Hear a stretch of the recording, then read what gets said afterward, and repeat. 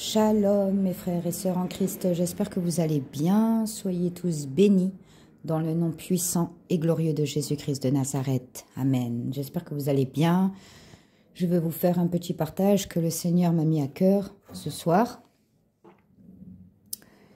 Le titre c'est quoi? C'est « Large est la porte de la perdition et forcez-vous de rentrer par la porte qui est étroite ». Ça veut dire quoi? Ça veut dire qu'il n'y en a pas beaucoup qui seront sauvés, les amis. Alors, cette vidéo, elle ne va pas faire plaisir à certaines personnes. Mais je ne suis pas là pour faire plaisir aux gens. Je suis là pour dire la vérité. Je suis là pour éclairer les gens du mieux que je peux. Je suis là pour dire la vérité. C'est comme ça. C'est pas moi qui a fait la loi, c'est Dieu qui fait la loi, c'est pas moi. Moi, je suis qu'un messager. Et je ne suis pas parfaite. Donc, le sujet du jour, c'est large est la porte de la perdition et étroite est la porte qui mène au paradis. Ça veut dire quoi? Ça veut dire qu'il n'y a pas beaucoup de gens qui sont sauvés. Vous savez, les amis, j'ai été étonnée de voir combien de chrétiens ne connaissent pas les 10 commandements. Les 10 commandements que Dieu a donnés à son serviteur Moïse. Il faut savoir qu'aujourd'hui, on a 11 commandements. Parce que Jésus, il a dit, je ne suis pas venu abolir la loi, mais au contraire, je vous rajoute un commandement qui est, aimez-vous les uns les autres comme je vous aime. Amen. J'ai été étonnée de voir combien de gens ne connaissent pas les commandements de Dieu, qui sont pourtant la base. Alors, je tiens à mettre au clair les choses, c'est que bien évidemment, les amis, on n'est pas sauvés par la loi. Donc, ça veut dire, on n'est pas sauvés juste parce qu'on respecte les commandements. On est sauvés par la foi. Dieu, il regarde à votre cœur. Est-ce que vous avez reconnu le Seigneur, son Fils, Jésus-Christ, comme votre Seigneur et Sauveur personnel? Est-ce que vous lui avez donné votre vie? C'est ça d'abord qu'il va regarder. Mais il faut savoir une chose, c'est que la foi découle de la loi, découle de la foi. Quelqu'un qui a la foi, il pratique la loi. Mais quelqu'un qui pratique la loi, mais qui n'a pas la foi, c'est zéro. Est-ce que vous comprenez ce que je veux dire? La loi découle de la foi, ça veut dire quoi? Ça veut dire que quand on a le Saint-Esprit, quand on a rencontré le Seigneur Jésus, eh bien, on ne peut plus vivre la vie qu'on menait avant. C'est-à-dire qu'on ne peut plus demeurer dans le péché continuellement. Et surtout, on ne peut pas être à l'aise avec le péché. Je vous rappelle, les amis, que comment on reconnaît un enfant de Dieu? Comment on reconnaît un enfant de Dieu? Un vrai enfant de Dieu. Un vrai enfant de Dieu, c'est celui qui craint l'Éternel. Donc, quand on craint l'Éternel, on respecte au maximum la loi que Dieu nous a donnée. Les 10 commandements, c'est la base. Et je suis étonnée de voir que pas beaucoup de gens savent les 10 commandements. Mais si on ne sait pas les commandements, comment on peut respecter la loi si déjà on ne connaît pas? C'est pour ça que le Seigneur nous a dit quoi? Il nous a dit « Mon peuple périra par manque de connaissance ». Il nous a pas dit « Mon peuple périra parce qu'il est mauvais »,« Mon peuple périra parce que c'est un pécheur ». Mon peuple périra. Non, il a dit, mon peuple périt par manque de connaissance. Amen. Donc la connaissance, c'est la base. Donc la loi, c'est la base. La Bible, la parole de Dieu, c'est la base. Quelqu'un qui ne sait pas, il sera puni. Quelqu'un qui sait et qui fait, il sera encore plus puni. Mais même si tu ne sais pas, tu vas être puni. Parce que Dieu, il va te dire quoi? Il va te dire, mais attends, mon fils, ma fille, est-ce que je t'ai pas donné un cerveau? Parce que pour chercher des solutions, pour trouver de l'argent, pour chercher des solutions quand ça t'arrange, là, tu fais marcher ton cerveau. Mais quand ça me concerne moi, quand ça concerne ma volonté, est-ce que tu cherches? Est-ce que tu cherches? Est-ce que tu cherches la vérité? Est-ce que tu cherches à demeurer dans ma parole? Est-ce que tu cherches à me faire plaisir? Est-ce que tu cherches à être agréable à mes yeux? C'est ça que Dieu va te dire. Parce que Dieu, il t'a fait un cerveau.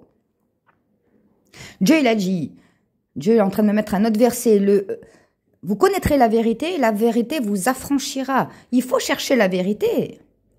Dieu il vous a donné la Bible. C'est facile. Il y a juste à lire. C'est pas compliqué. C'est pas des choses cachées. Il faut arrêter. Donc, les amis, il faut comprendre une chose. Dieu a dit, je suis saint, donc soyez saints. Je répète encore une fois, Dieu a dit, je suis saint, donc soyez saints. Donc ça veut dire quelqu'un qui ne demeure pas, qui n'a pas une vie de sainteté, une vie de sanctification, il n'est pas de Dieu. Je ne suis pas là pour condamner les amis, je ne suis pas là pour juger, je suis là pour dire la vérité et pour vous donner l'éclairage afin de vous réveiller certaines personnes. Parce que j'ai des amis chrétiens qui sont là, qui fêtent Noël. Alors il faut savoir que Noël est une fête païenne. Je suis désolée de revenir sur ça, c'est quelque chose qui me tient beaucoup à cœur. Le commandement de Dieu, le premier commandement de Dieu, les amis, c'est quoi? C'est « Tu aimeras le Seigneur ton Dieu de tout ton cœur, de toute ton âme, de toutes tes forces. » Ensuite, il y a un autre commandement qui dit « Tu n'auras pas d'idole, tu ne te feras pas d'image taillée, tu n'auras pas d'idole. Le sapin de Noël est une idolâtrie. » Dans la Bible, c'est écrit dans l'Ancien Testament. C'est dans Jérémie, mais j'ai plus le verset exact qui dit « Tu ne vas pas couper le bois, le décorer d'or et d'argent, car c'est-à-dire que c'est une divinité. Et en faisant ça, tu rends un culte à une divinité. Donc tu as une idole, c'est de l'idolâtrie. La fête de Noël est une fête païenne. Jésus n'a jamais fêté Noël. Jésus n'est pas né le 24 décembre ni le 25. Donc ne croyez pas qu'en participant à des fêtes païennes, puisque je vous ai dit, c'est dans la loi, c'est dans les 10 commandements.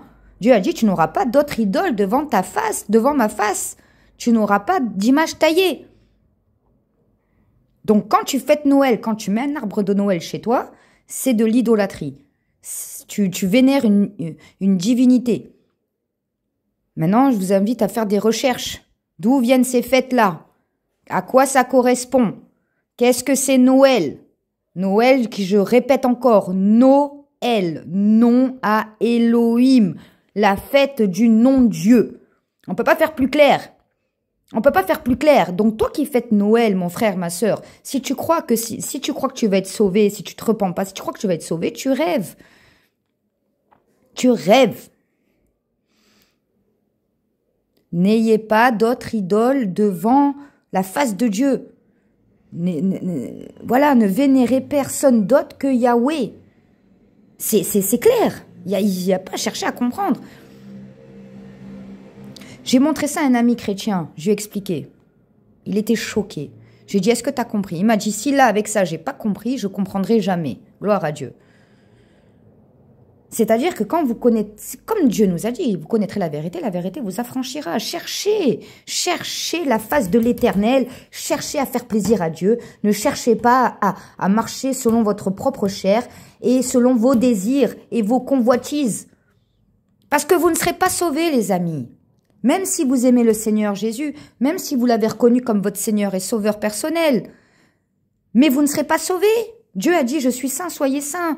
Les personnes qui demeurent dans une vie de débauche, de fornication, qui forniquent, qui pratiquent la fornication, mais vous croyez que vous allez être sauvés si vous vous répentez pas? Mais non, c'est pas possible. Ce n'est pas possible. Ce n'est pas possible. Si on ne respecte pas, parce que ça fait partie des commandements.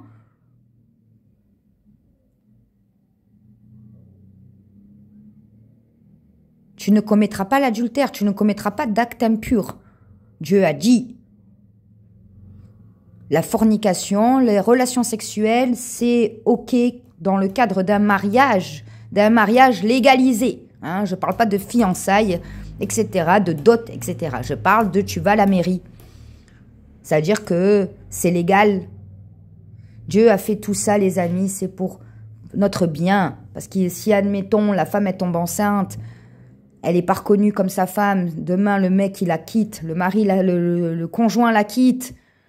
Hein, elle se retrouve sans rien avec l'enfant, etc., etc. Dieu, il a fait des règles, c'est pas pour nous embêter, c'est pour notre bien. Le concubinage, etc., etc. Vous mourrez comme ça. Vous ne serez pas sauvés. C'est pour ça, je répète le titre de la vidéo. Large est la porte de la perdition. Large, large, large, large. Il n'y en a pas beaucoup qui vont être sauvés. Pas beaucoup. Alors, que les choses soient claires. On peut des fois trébucher, ça arrive. Ça, je dis pas, c'est pas de ça que je parle, moi. Hein. Moi, je parle des gens qui savent la vérité, voilà, qui savent que ce qu'ils font, c'est un péché, mais qui se complaisent dedans, c'est-à-dire que ça ne les dérange pas. Ça ne les dérange pas de toujours demeurer dans le péché. Maintenant, quelqu'un qui a un péché et qui tous les jours demande au Seigneur de l'aider à se débarrasser de ce péché, qui fait vraiment des efforts pour s'en sortir, ça, c'est pas pareil. Moi, je parle des gens que ça ne les dérange pas de demeurer tout le temps dans le péché. Mais ils croient que parce qu'ils croient au Seigneur Jésus et qu'ils l'ont reconnu comme leur Seigneur et Sauveur, ils croient qu'ils vont être sauvés. Mais vous rêvez, hein. Il faut vous réveiller, hein. Il faut vous réveiller, les amis, hein. Donc, les gens qui fêtent Noël, les gens qui pratiquent la fornication, les gens qui mentent tout le temps, les gens qui mentent, les gens qui font des actes impurs, apprenez les 10 commandements. Ça, c'est la base quand même. Oh là là, qu'est-ce que c'est? Je comprends pas ça, moi. Je comprends pas, c'est la base. Tu me dis, t'es chrétien, tu connais pas les 10 commandements. Je comprends pas. Je comprends pas. Que tu connaisses pas la Bible entière, bon. Mais que tu connaisses pas les 10 commandements, je comprends pas. Je comprends pas. Comment tu peux prétendre être un enfant de Dieu si tu connais même pas déjà ce que Dieu a dit, la volonté, ce qu'il faut faire et pas faire? Je comprends pas. Donc il faut penser à ça, les amis. Le salut, c'est sur terre. Le purgatoire, comme disent les catholiques, ça n'existe pas. Le salut, c'est sur terre. Tu peux prier tant que tu veux à un mort pour qu'il soit sauvé, ça marche pas. Si la première chose, il n'a pas donné sa vie à Jésus, et la seconde chose, s'il n'a pas, voilà, respecté les commandements, et qui a, enfin, je veux dire, même s'il a fait des péchés, qui s'est repenti après, etc., tu peux pas être sauvé. Tu peux pas être sauvé. La foi et la loi vont ensemble, en fait. L'un ne va pas sans l'autre. Voilà. L'un ne va pas sans l'autre. Tu as la foi, tu pratiques la loi. Mais si tu pratiques la loi, mais que tu n'as pas la foi dans ton cœur, ça, c'est pas bon. C'est pas bon. Parce que Dieu, il a dit, on n'est pas sauvé par la foi pour que personne ne se glorifie. C'est-à-dire par orgueil. Ah, moi, j'ai fait ça. Moi, j'ai fait ça. Non. Ça marche pas comme ça. Donc, c'est important, les amis, de comprendre ça. C'est important. Il ne faut pas se moquer de Dieu, les amis. Il ne faut pas se moquer de Dieu. Dieu, il est bon, lent à la colère et riche en bonté. Il est miséricordieux. Ça, c'est vrai. Mais Dieu, il est juste. Et au bout d'un moment, sa justice, elle va taper. Au bout d'un moment, sa justice, elle va taper. Et on ne sait pas quand ça viendra. On ne sait pas quand on va mourir. On ne sait pas quand l'enlèvement de l'Église va arriver. On ne sait pas de quoi demain est fait. Donc, il est important de penser à ça. Vous choisissez votre destination. Dieu ne vous envoie pas en enfer. C'est vous que vous choisissez d'y aller. Dieu, il a dit, je suis saint, soyez saints. Maintenant, c'est vous qui voyez. Mais vous saurez la vérité et la vérité vous affranchira. Il ne faut pas rigoler avec Dieu, les amis. Il ne faut pas rigoler avec Dieu. J'ai envie de dire une chose que le Seigneur a dit à un ami à moi.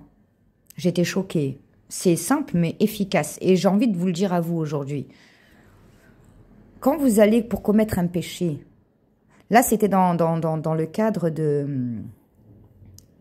Comment ça s'appelle? De la masturbation. Voilà. Bien évidemment que c'est interdit. On est d'accord? Hein? Parce que si vous êtes en train de vous masturber là, qu'on vous filme et qu'on montre ça à tout le monde, vous ne serez pas honteux? Voilà. Donc quand il y a de la honte, il n'y a pas Dieu dedans. Quand une situation, si elle est dévoilée, vous vous sentez honteux, sale, coupable, etc., ça veut dire que vous êtes dans un péché. Donc, Dieu, il a dit une phrase, j'étais choquée. Il lui a dit, pense que quand tu vas faire ça, quand tu vas commettre cet acte impur, pense que Dieu te regarde. Ça l'a marqué et moi-même, ça m'a marqué. Il m'a dit, Sabrina, ce que tu m'as dit là, ça m'a choqué. Il m'a dit, ça m'a choqué. Il m'a dit, maintenant, j'ai toujours ça dans la tête. Et donc, j'ai envie de vous le dire à vous. N'oubliez pas que Dieu voit tout. Dieu est partout. Il n'y a qu'un seul endroit où Dieu n'est pas, c'est en enfer. Dieu voit tout, Dieu sait tout. Dieu est omniscient, il a la science infuse. Dieu est omnipotent. Dieu, il a la pleine puissance. Et Dieu est omniprésent. Ça veut dire qu'il est présent, il voit tout, il sait tout. Tout ce que vous pensez, Dieu le sait. Dieu est le seul qui sonde les cœurs et les reins. Dieu, il vous connaît. Dieu, avant que vous allez dire un truc, Dieu, il le sait. Dieu, il sait ce que vos plus profondes pensées, il le sait. Tout ce que vous avez dans votre cœur, il le sait. Il sait tout. Tout. Il voit tout, il sait tout. Donc, quand vous allez commettre un acte comme ça, là, hein, un acte comme ça, d'impureté, pensez que Dieu vous voit. Quand vous allez pour dire un mensonge, pensez que Dieu vous voit. Quand vous allez pour voler, pensez que Dieu vous voit. Qui vole un œuf, vole un bœuf. Hein. Qui vole un œuf, vole un bœuf. C'est pas moi qui le dis. Hein. Il n'y a pas de petits vols, il n'y a pas de petits, de petits mensonges, il n'y a pas de petits péchés. Il n'y a pas de petits péchés. Aux yeux de Dieu, il n'y a pas, ça n'existe pas. C'est pour ça qu'il y a ce proverbe qui dit, qui vole un œuf, vole un bœuf. C'est la même chose. L'intention est la même. Mais il y a des péchés comme la fornication, que ça a vraiment des enjeux, des gros dangers spirituels pour vous. Parce que Dieu a dit, est-ce que vous prendrez votre corps, qui est le corps du Saint-Esprit, le temple du Saint-Esprit, pour en faire les membres d'une prostituée? Quand vous couchez avec une personne qui n'est pas votre femme ou qui n'est pas votre mari, vous allez prendre tous ces démons, tous les démons qu'elle a, vous allez les prendre. Et par l'acte sexuel, elle va vous voler vos bénédictions. Après, vous vous étonnez, vous n'avez pas d'argent, vous évoluez pas, vous avez la poisse, vous avez ci, vous avez des problèmes, vous avez ça. C'est ça. Donc, il y a des péchés comme la fornication, ben, ça a encore plus de danger spirituel. Ça, c'est un autre sujet. Mais aux yeux de Dieu, il n'y a pas de petits et de grands péchés, ça n'existe pas. Qui vole un œuf, vole un bœuf. Voilà, c'est comme ça. Et ne soyez pas tièdes, parce que Jésus l'a dit, je finis sur ça. Mais, Seigneur, Seigneur, quand ça va être le jugement dernier, est-ce qu'on n'a pas prophétisé en ton nom? Est-ce qu'on n'a pas chassé des démons en ton nom? Jésus, il a dit, et il dira, je ne vous connais pas, je ne vous ai jamais connu. Ne soyez pas tièdes, c'est-à-dire, ne croyez pas vivre dans le péché tout le temps, demeurer tout le temps dans le péché tranquille et que vous serez sauvés. C'est pas possible. C'est pas possible. C'est pas possible. Je finis sur ça, c'est que au début, quand on est sauvé, je vous parle de mon expérience. Dieu fait toutes choses nouvelles. Mais Dieu, c'est comme c'est un tailleur de pierre, c'est-à-dire qu'il va travailler en vous. Donc au début, quand on est sauvé, c'est vrai, on a l'habitude, on a les habitudes. Mais Jésus nous a rendus libres du péché parce qu'on était esclaves du péché. Le péché nous rend esclaves. Le péché, c'est tout ce qui est addiction. Tout ce qui est mal, on est addict à ça. Vous voyez ce que je veux dire? Tout ce qui est mauvais pour nous, eh ben, c'est addict. La cigarette, la drogue, le sexe, le jeu d'argent, toutes ces choses-là, vous voyez, ça nous rend addict. Parce que le péché nous rend esclaves. Satan nous enchaîne. Mais Jésus, la bonne nouvelle, c'est que Jésus nous a délivrés du péché. Jésus nous délivre du péché. Et il travaille en nous. C'est vrai, il n'y a pas tout. Comme je vous disais, quand on est sauvé, c'est pas tout d'un coup, bim, ça part. Non, ça c'est pas vrai. Celui qui va vous dire ça, c'est un menteur. Mais petit à petit, et je répète encore, c'est que avec Dieu, c'est un travail d'équipe. Dieu, il fait sa part, pardon. Et vous faites votre part. Voilà, c'est-à-dire que Dieu ne va pas tout faire à votre place. Hein, il faut que vous y mettiez du vôtre. Il faut que vous vouliez vraiment, sincèrement, vous repentir et vous délivrer de ça parce que vous savez que c'est mal. Parce que c'est mal, ça déplaît à Dieu. Et vous savez que le péché coupe la connexion avec Dieu. Donc vous ne voulez pas perdre Dieu à cause du péché. Donc vous allez demander au Seigneur qui vous aide. Alors, au début, vous allez tomber une fois. Vous allez retomber une deuxième, une troisième. et après c'est fini. Un jour, vous vous réveillez et vous êtes délivré de ce péché. Mais il faut faire des efforts. Dieu, il va vous délivrer de ça, mais vous devez faire votre part, les amis. Vous devez faire votre part. Il faut se dire la vérité. Hein? Il faut y mettre du sien aussi. Il faut y mettre du sien. Et Dieu fera toutes choses nouvelles. Après, il faut être patient. Du moment où Dieu il voit que vous voulez vraiment changer, que quand vous péchez, vous vous repentez sincèrement, que vous demandez sincèrement pardon, hein, et que vous voulez vraiment changer, que vous faites des efforts, il n'y a pas de problème. Dieu il va vous délivrer. Vous allez être choqués. Vous allez être choqués.